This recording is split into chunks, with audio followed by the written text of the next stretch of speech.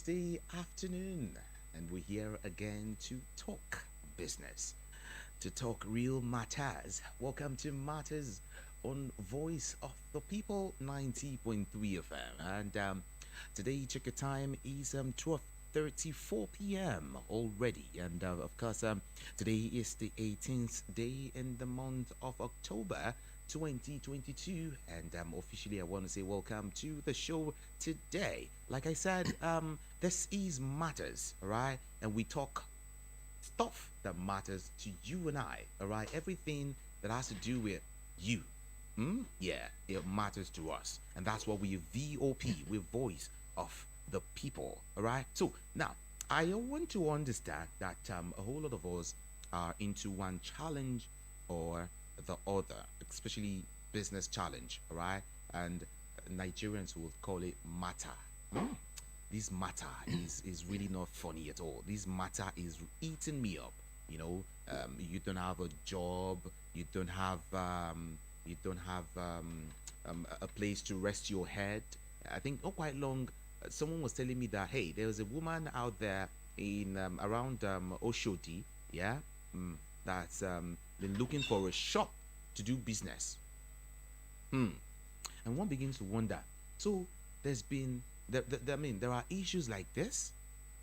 Seriously, people tell you, hey, I need a boss to start a business. Oh, I need a cold room to start a business. These are issues. These are matters that we will always talk about here on this show. So welcome. My name is Jude. Ikami Jude. But hey, today there is something we want to talk about, and it'll be of great benefit to you. Yeah. In fact, we'll be talking to two persons actually, one here in the studio and another one in Port Harcourt. Yeah, in River State capital. All right. Don't worry. Let's just go. For thousands of years, humans have been involved in the production of food using different processing and preservation methods. All right. And I have someone in the studio who's going to be talking to us, who's going to be answering some of this questions, some of your questions also uh, this afternoon. I've got Dr. Biodun Ogunshola in the studio. Beautiful afternoon to you, Sire. Good afternoon, Jide. Good afternoon, listeners. Good afternoon. Whenever you come around the studio, I'm always amazed. Because I know something is about to hit me. Yeah, Because I learn a whole lot from you. we thank God. Seriously, yeah. And so, like I said, for thousands of years, humans have been involved in the production of food using different processing and preservation methods. Archaeological evidences have been supportive of the fact that early civilizations were using different processing techniques to preserve food and hence increase its availability and sustainability for the growth of citizens. Now, drying, smoking, heating, salting, freezing, fermentation, and pickling have been some of the key traditional processes used for transforming and and the preservation of food. So this afternoon we'll be talking about how you can preserve food, or first of all, how you can process food and then preserve the same food. All right. We want to teach you how you can get to some of those things you might not even understand. You might not even know. Some of those things you are not even aware of. Yeah. We're here to teach you some of these things and open your eyes to real business. Out there, you just see opportunities, but you find out that, can I really do this? Today on the show, I want to tell you that you can do it. All right. Uh, Dr. Biodo Goshola is here, and he will be talking to us on on opportunities in food processing and, of course, preservation. Now, let's start from what processing.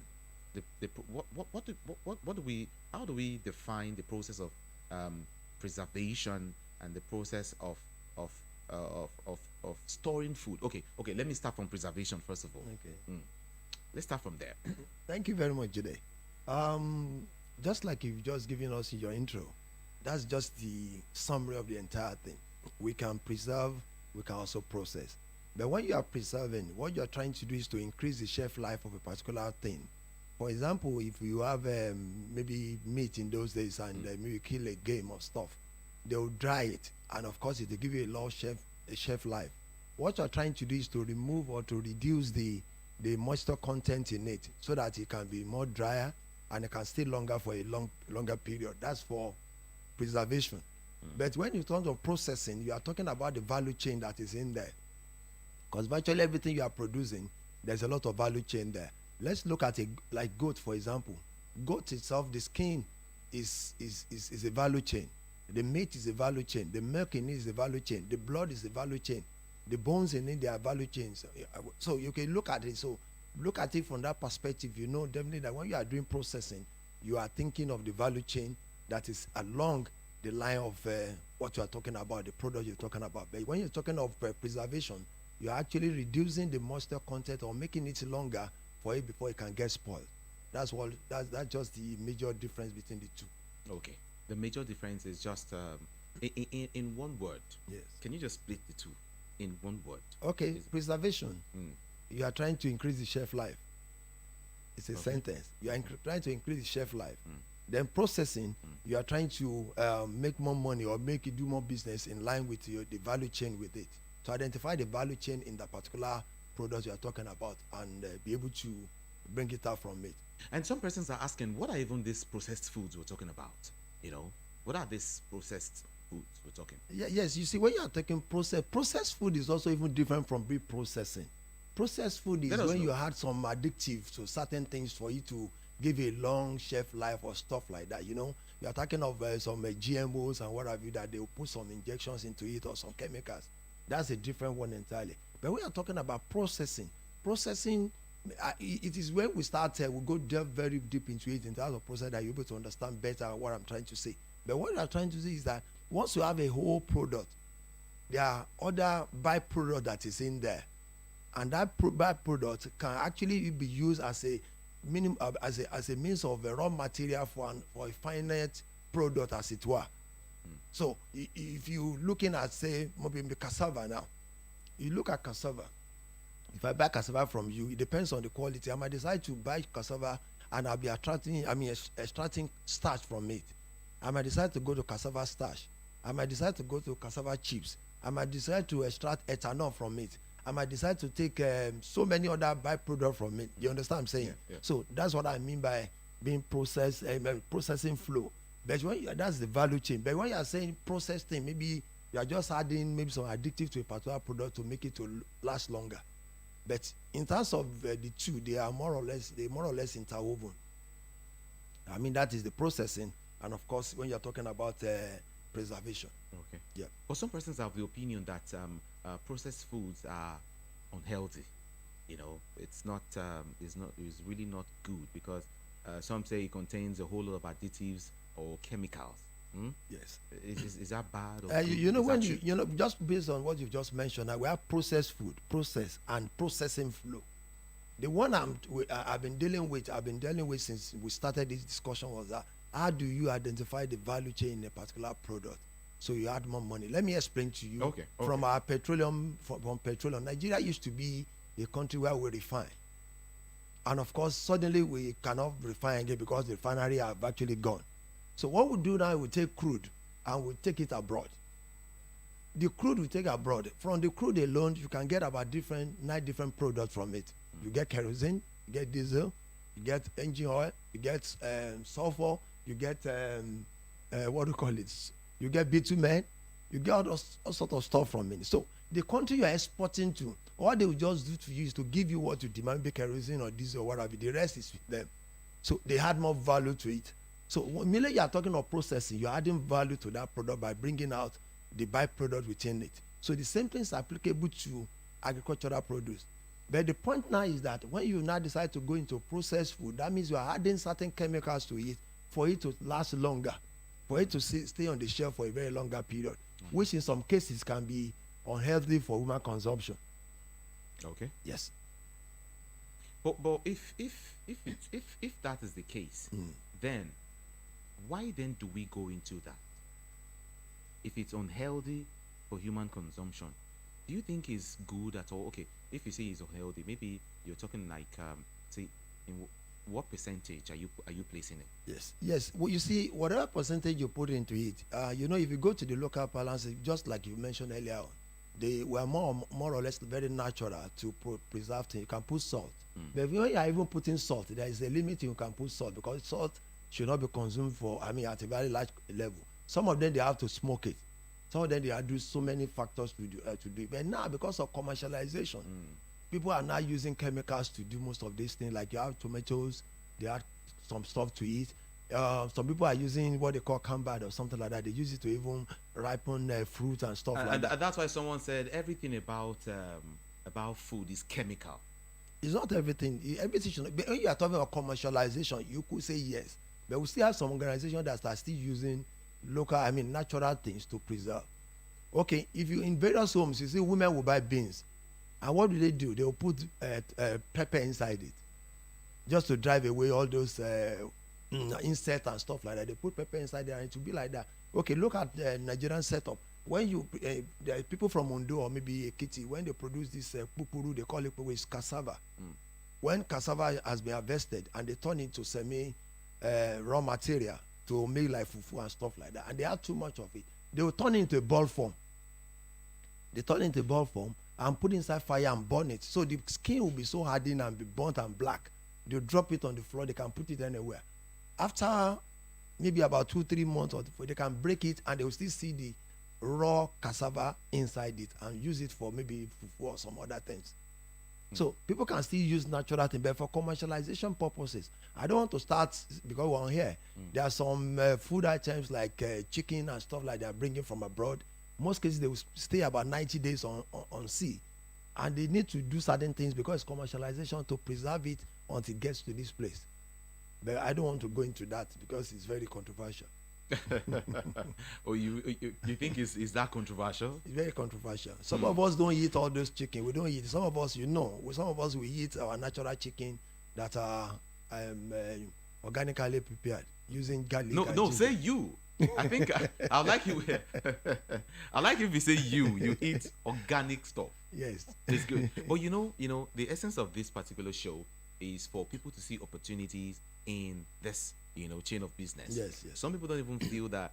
They don't think it's something you can process and preserve and later it will yield money to help you get some money. But then I'm trying to just create a kind of a table, right? Yes. I'm trying to prepare a pathway, all right, before we get there. Okay. Maybe our listeners will understand. There are problems of food preservation. Someone wants to preserve food, but there are problems. Can you help us identify some of these problems of food preservation? Okay, you see, like we usually say, once we're trying to start any business at all, whatever business, you need to discuss with expert people that know a little bit about it. And most of them, they will do like a business plan for you and maybe a feasibility study, as it were. So in some cases, most of us don't know what we want to do as our end result, end product, when we are going into that line of food. So basically, if you are talking, one of the major problems we do have is that most of us, we do our harvest just when the thing has finally ripened off. If you want to do cassava chips, for example, you need to have plantain. You need to harvest plantain earlier, before, when they are still green on the body, when they are not fully ripened. So you must be able to know what's going to be my end result. What am I trying to achieve before you start to go into it? So one of the major ones is that we don't follow the the due process when we are doing that. It's a major key factor. Another one is technology that is more or less not around in this part of the world. The technology that we need to use to do that, we have some machineries and so people think when you are preserving or processing, or when you want to preserve, you need heat or something like that. No, people have machines now that are using just dry air to dry stuff. Like if you want to dry bitter leaf, dry ugu, dry stuff like that, you dry them, but the nutrients in them will still be embedded in it. It's not removed, because you don't use sun and stuff like that. It's air that is used, a certain process. So the knowledge base is still there, technology is still not there. Then of course the nearest to your factory is still very, very important. You can't have a factory in Lagos and the farm is somewhere in Okitipupa. Before you move down here, the road has already cut off everywhere. Rain has taken over everything. Most cases, I live on the express. I see a lot of vegetables they are bringing. They dump them on the roadside because the vehicle broke down. And Lagosians will see them the second day. I'm sorry to say it. So basically, those are some of the issues. But the key factor is the knowledge gap that is there. We have a lot of nutritionists in this country. We have a lot of experts. But how much of it are we leveraging on to learn from them so that we're able to know how to mitigate all those issues that we are trying to identify here. Then, of course, in those days, I don't know whether we still have most of those institutions now that come up with equipment, technology that can use in doing that. I remember some 14 years ago, I didn't study engineering. I designed a rotary dryer. The rotary dryer was we took it to somewhere in Zuru in Kebbi State because they have a lot of share nuts in that place. We took it there. The rotary dryer is meant to dry seedling. It dries it at a particular time to specification. What they usually do in those days, they capitalize on the sun and they put it down. When you are using sun, the weather could just change. So immediately you are doing that, you are coming out with seed that could develop molds and become very rancid and stuff like that. But when you design a rotary dryer or something that can dry at the same time, you achieve your success. And when you do your research and you export, you will see that it will meet the export requirement. Dr. Biodun Goshola, yes. Sometimes when traveling from the urban centers or from the rural, centers to the urban centers, right?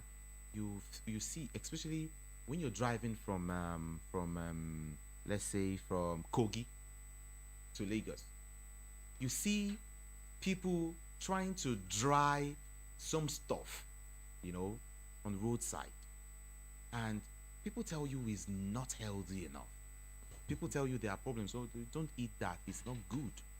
What's your opinion about that? I don't see anything. And those foods get to Lagos. Of course they do. It gets to the urban centers. Yes, that's the only way. What you're talking about is maybe cassava flour or something like that for making the local balance and balance stuff like that. Yes, they do that. They dry it on the side of the road. Side of the road. Yes, that's what they know how to do. They've been doing it for centuries because we are still using the sun and stuff like that. But the question is that if you believe that it's not good, what are we doing to mitigate that? What are we doing at the local government level to generate equipment that those women can take there to help them to dry the stuff? You understand what I'm saying? What are we investing? What are we investing money on at the state level? Individual might not have money to buy the equipment, but if you have it in a particular local government, you can take it there, dry your own, and pay and leave the place.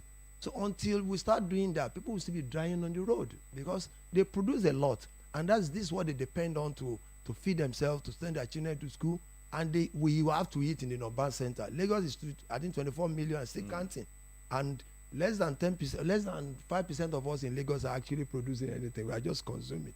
So whatever comes from the hinterland, we eat it. So the only way they know on how to do is to base it on the weather for them to dry their food stuff. But then, does processing method, affect quality? Yes, it does. It does, of course. You see, when you're talking about that, we are discussing some certain... Like, the quality drops. It might not even drop. It might even increase. How so? For example, we have some seedling. It is when you reduce the moisture content that the protein level goes up. Yes, okay. That the nutrient goes up. So, for example, in seedling, most of the seed, that the one I showed you, the shea butter, what do you call it, soya bean and stuff like that, you have to dry them, steam them a little bit to open up the cells so that when you are compressing and you are extracting the oil, the entire oil will be fully extracted. So it's not always that. Whatever you do, the only thing that you are removing from processing, most cases, is basically the moisture level, the water level that can make it to go rancid easily. You understand what I'm saying? Yeah. That's why you notice that when we are doing the second maize toward this time, we always allow it to dry standing, so that by the time you are now harvesting, the moisture level will have dropped. That doesn't mean that in some cases, that doesn't mean that the content, the quality will drop. This is Voice of the People, 90.3 FM. You're listening to Matters. Yeah, Matters. And we're discussing opportunities in food preservation and of course processing. Yeah. Now I've been able to lay the foundation. All right. In case you don't know, I'm talking to Dr. Biodo Gunshola. I've been able to lay a foundation, and I think I'm quite okay now. Now people want to know how to make money From that. from this. That is what Nigerians are all about right now. Yeah. How can I make money from this, from that, from that, from that, from that? That's what they want to hear. That's what they know. So now, here comes the question. What are the opportunities in food preservation, first of all? Okay. Yeah. Yeah, food preservation. If you notice very well, and if you travel, you've traveled a lot. If you go to somewhere in Borno State before this Boko Haram stuff, most cases, you see a lot of Nigerian Southerners or businessmen going in there. They bring dry pepper. They go and take a lot of pepper. They get it a lot there. They will grind them and dry them. And once you've done that, you can preserve them, because they buy during when the harvest is just on. So they buy it at a very low pricing and stuff like yes. Once they do that, and they will dry it and keep it for a period of time for it to what? For the price to go up. Okay, look at what is happening now. Plantain is just coming up. By the next 1 month, plantain, there will be a lot of plantain everywhere.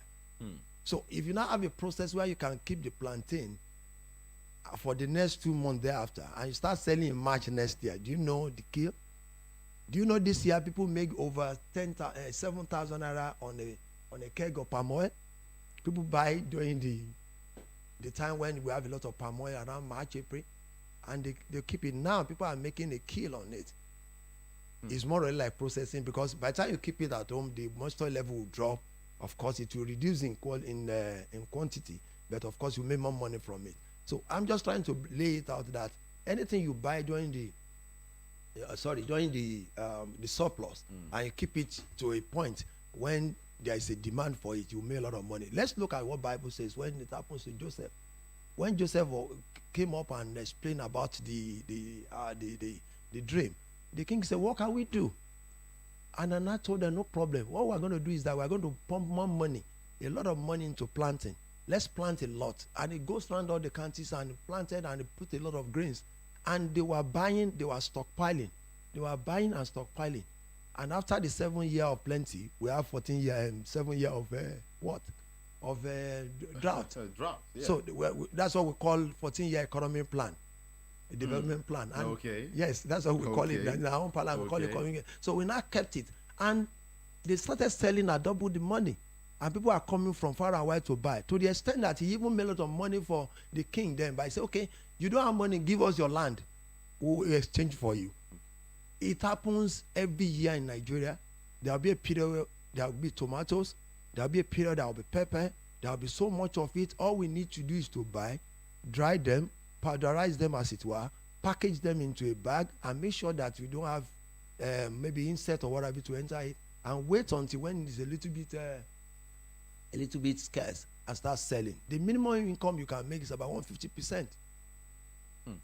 Once we do that, Okay. if you have a process, I want Nigerians to learn more. You can learn the traditional one. You can learn the one you can use equipment. Learn on how to buy and preserve. Nigeria produce lots of food items, but on a yearly basis, we waste over 65% of our food items. Go to the market in the next 1 month, you see plantain everywhere at Alamutu, at Onyegbu, at everywhere. You see plantain everywhere, but it's never cheap in Lagos. It's going to come down, sir. Because you see, are you sure? It will come down in the next 1 month. You go and see. Before, it used to a bunch of plantain was going for almost 7,000 about a month ago. It has come down to about 3,500. Because you see, we produce at the same time in this country, and when we produce at the same time, we harvest at the same time.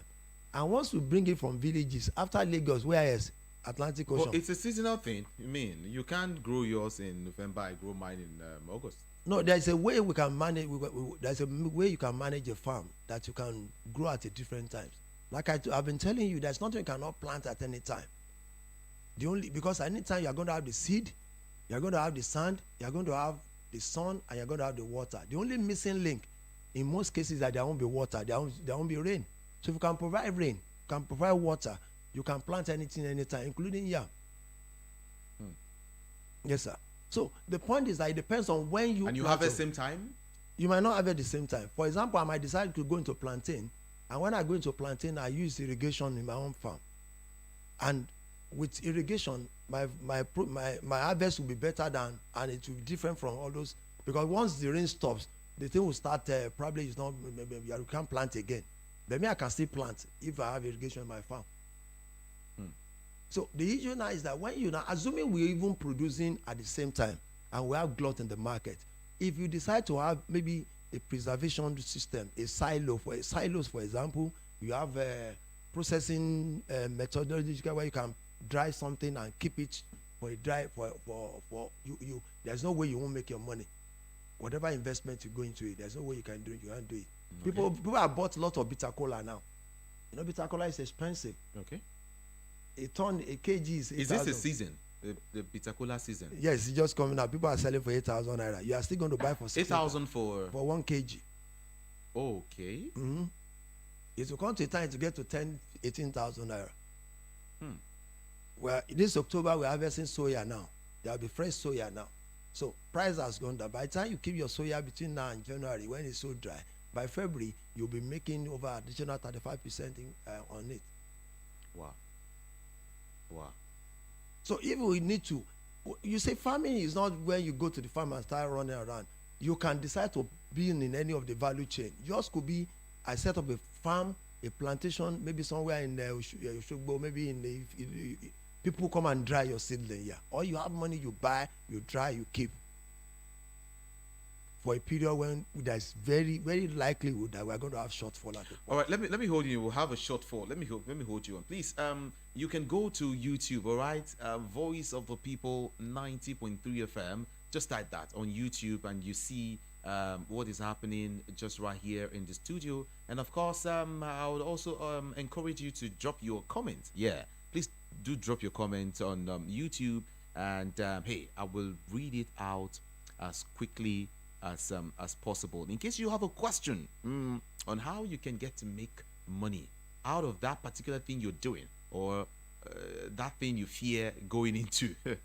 Yeah, in case you want to ask him a question, yeah, you can do that right now. So just go to YouTube and hey, just drop a comment or drop a question, and let's continue the conversation from there, okay? And sure, he will answer, your question. Like I said, the reason why he's here is to open your eyes into areas where you could make money. You can make good money.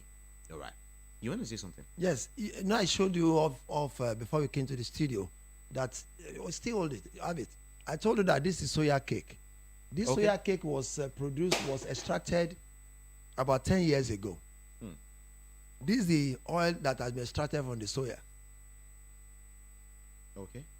And at that level, well, if you want to see these the soya cake, yeah, like I told you, just go to YouTube, all right, or any of our social media platforms, and just check that out, all right. It's just right here. I'm holding it in my hand right now. Okay, if you want to see how it looks, a soya cake. From here, you make what? This is what you use for animal feed.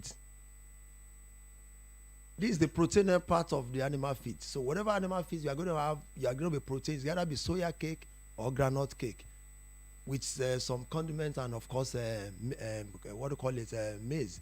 Maybe next one we're coming, I'll come with the area of this thing. I'll show you the process flow. This is the oil that has been extracted.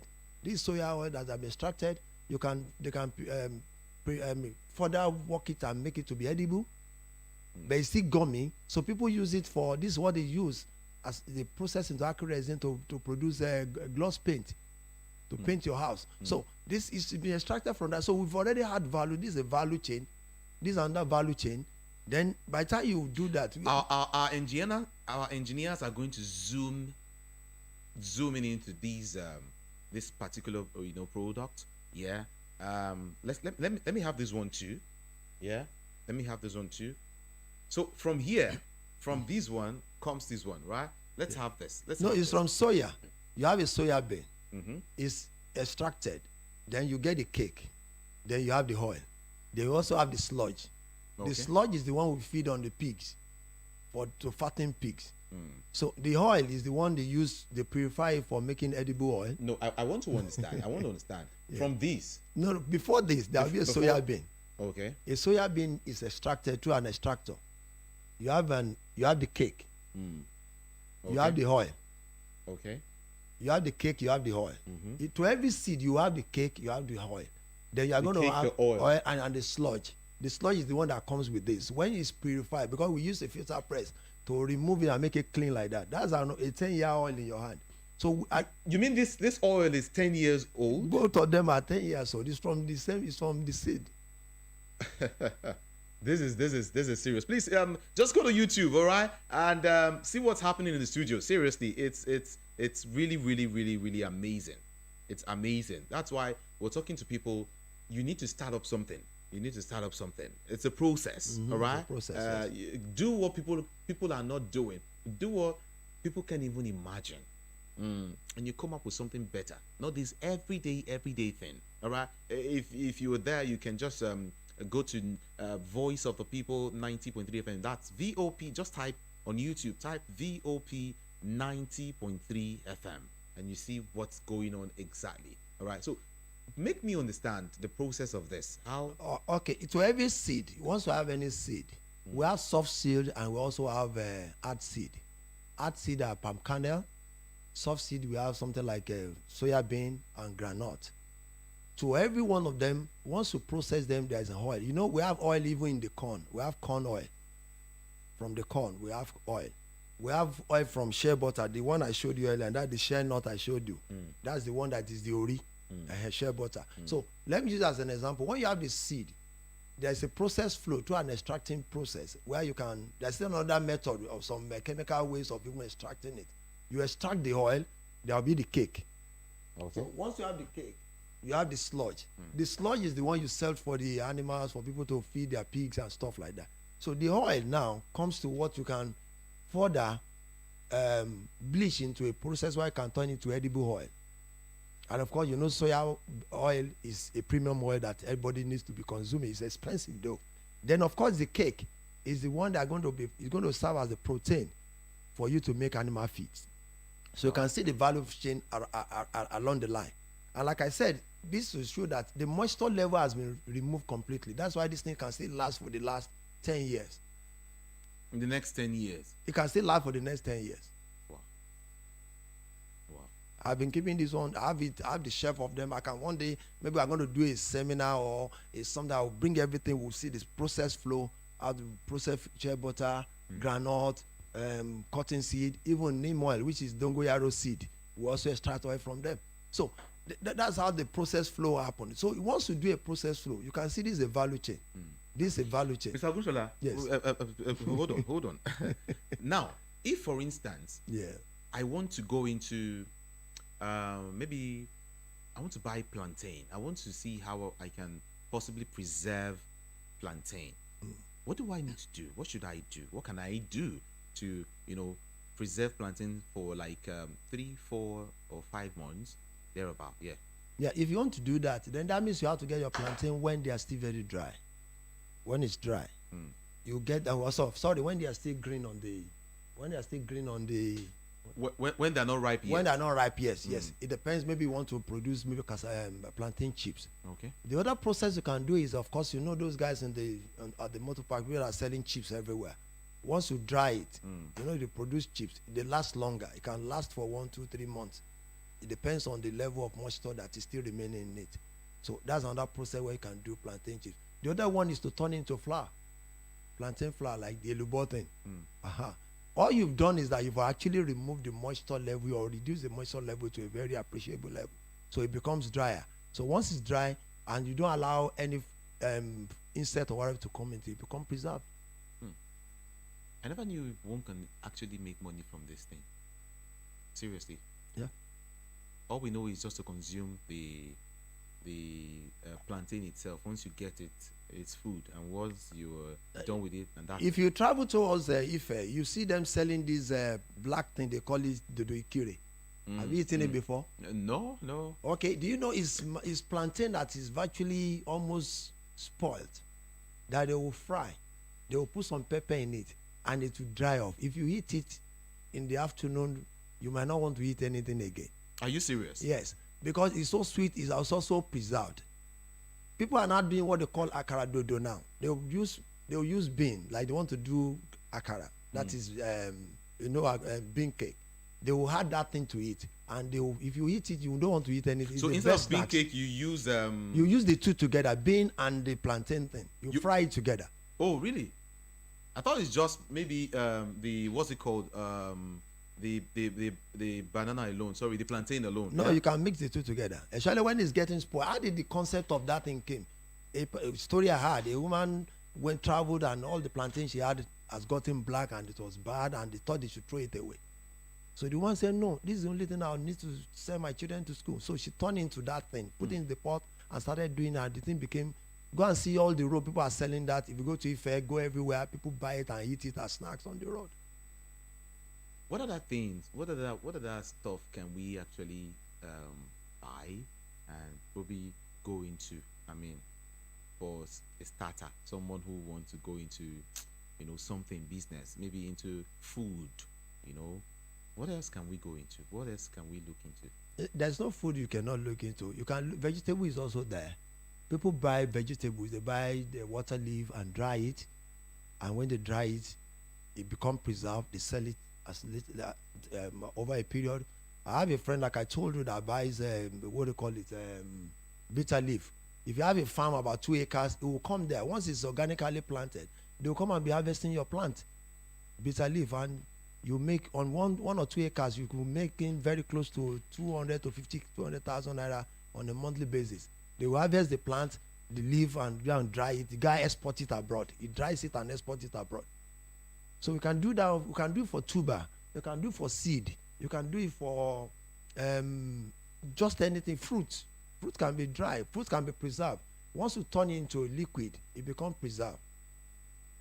When you extract it from it and turn it like mango juice, guava and stuff like that, it turns to something you can make money from. I was later. somewhere, someone was complaining. He said, Gary.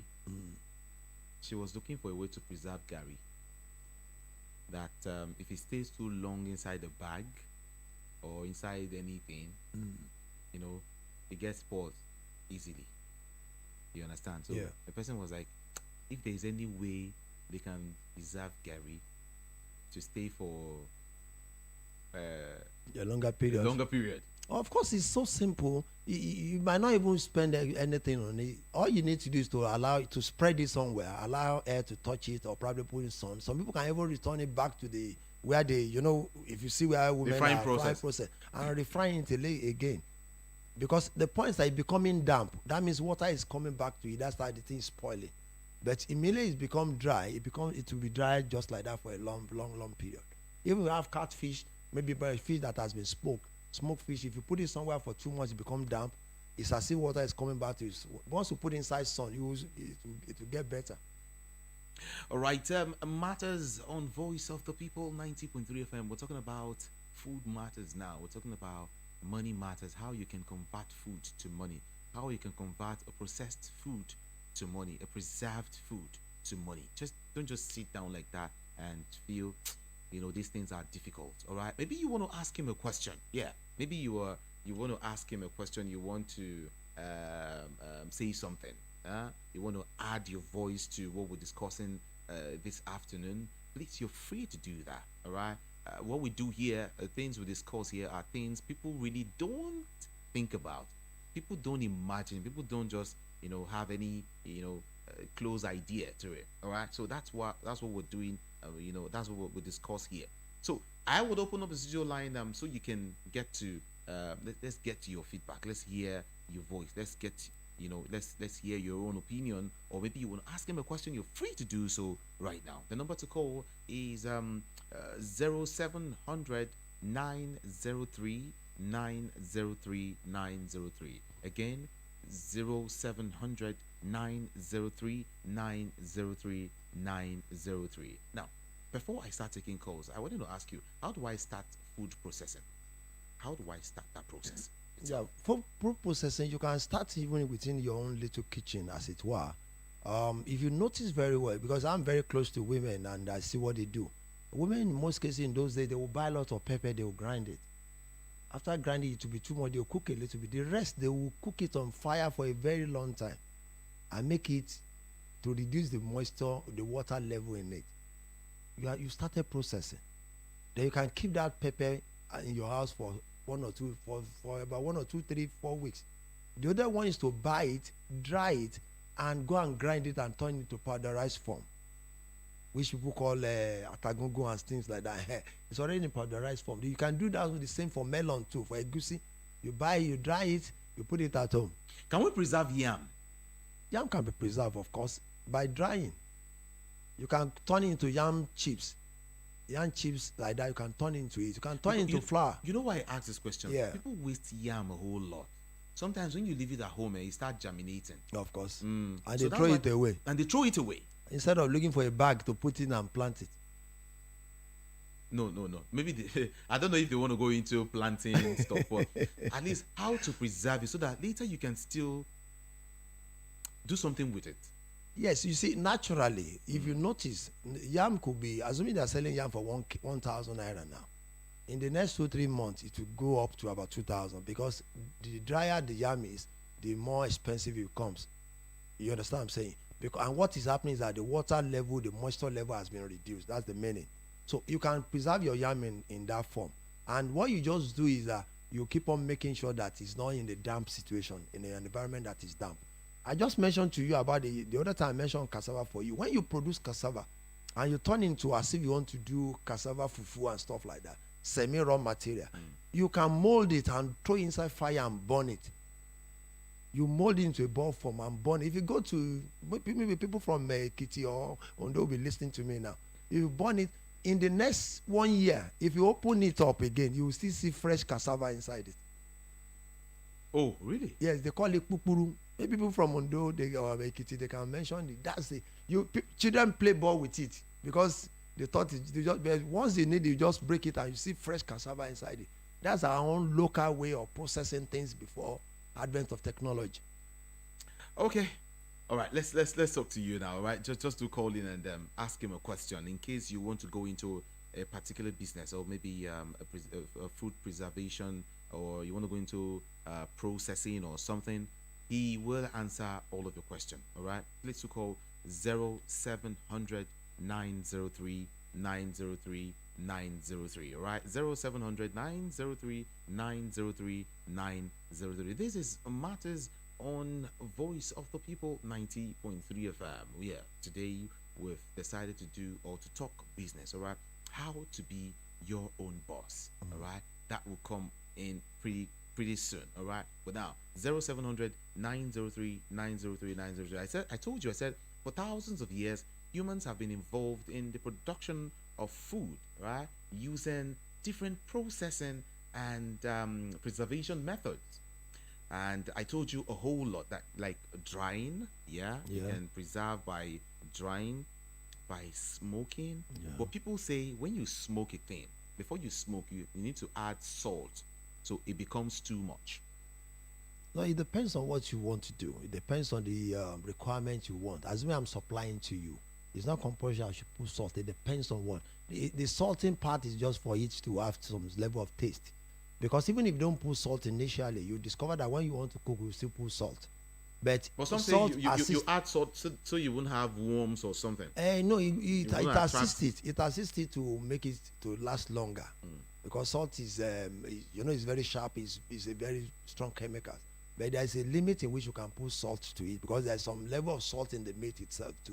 For the mere fact that you are drying, you will see the process of it even getting a little bit salty.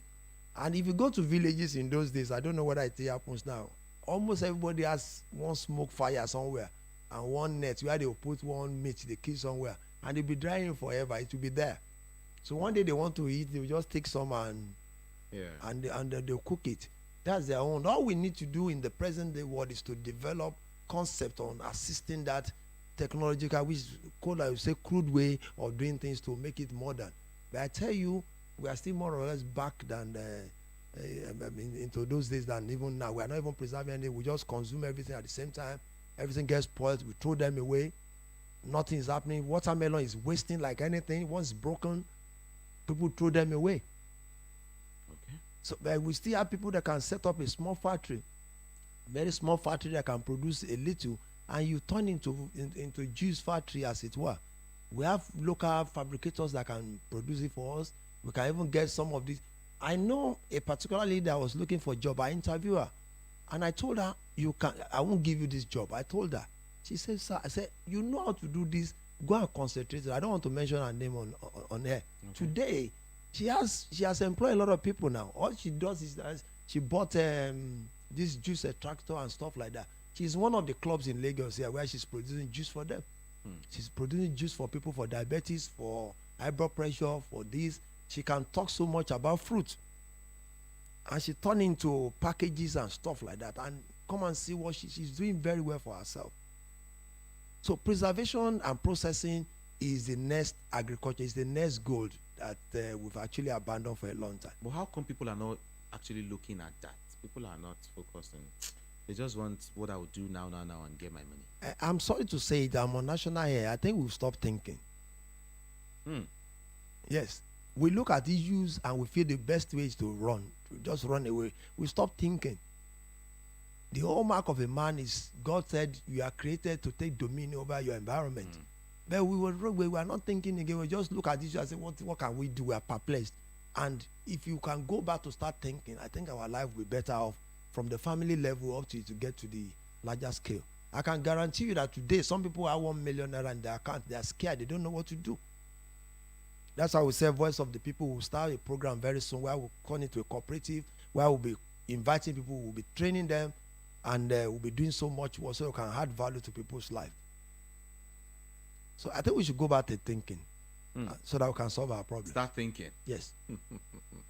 Before I let you go, what about if I can process a thing, but I cannot preserve it? Do I have a market for me? Yes. There's always market for, because you see what you are processing or producing or preserving or what have you, it could actually be the raw material that another company is looking for. Okay. You understand what I'm saying? Okay. Most companies, they say, okay, no problem. Supply us your cocoa. Some will say, okay, I can't supply cocoa. I've already processed into cocoa. What do you call it?